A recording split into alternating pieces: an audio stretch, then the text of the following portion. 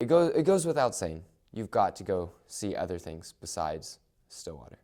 You've got to go experience something else. And if you're going to take the effort to experience something else, find those professors willing to get in the dirt. Find the trips that are not about fun, where the fun comes as a surprise, as a joyful surprise certainly, but the point of the trip is much, much, much further beyond fun, entertainment. Just to take advantage of any opportunity you have to immerse yourself into a third world country, into a completely different culture from our own, just to see the differences in how people interact and the different types of food, and just the completely different experience you get going to a third world. I would tell them to go for it, and I know that my main concern when I first came to OSU was just the cost of study abroad, and it took me a few years to get over that, but once I did, I mean, it's definitely well worth the money you spend for the experience. And you never know like what doors they'll open. You can read about different cultures, you can look at the National Geographic with different pictures, but until you see something for yourself, and until you take that step to, push yourself out of the comfort zone, expand your horizons, you don't know until you're there. I would tell them that they need to go experience something like this so that they understand how nice it is and to live in the U.S. Well, it changed my views on so many things.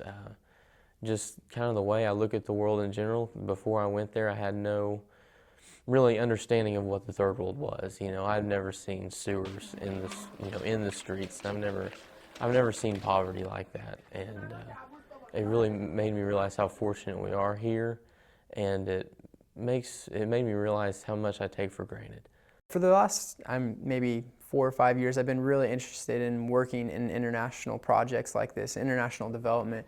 And so I'd say from that perspective, it kind of gave me a better perspective on how things work and how it's not just showing up and working. There's a lot of, I want to say political negotiating that has to go on in order for the projects to be even put in place in the first place. So I definitely learned that, and as always, anytime I've traveled abroad, I've always come back with a greater appreciation for how easy life is.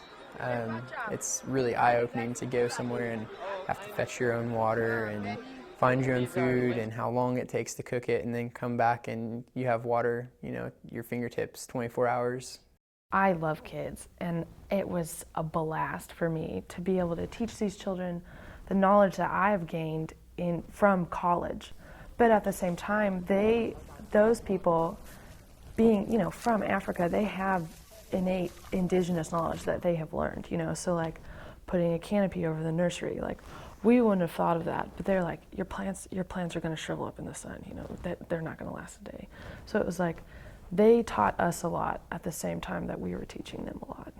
Knowing and being with kids that are starving and hungry on a daily basis, it hit you hard, and you kind of had an appreciation for the things that we do have, the things that we are capable of doing, and the American dream, right? We can accomplish anything we set our mind to as long as we work for it, for the most part.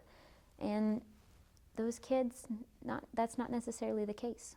If you think that international development maybe is something that you want to do, or you want to go and teach children internationally or something like that, like this would be an amazing trip for you to go on. Any of the trips that they have in Africa, you work with children and you teach them the knowledge that you've gained. It's definitely a life-changing experience.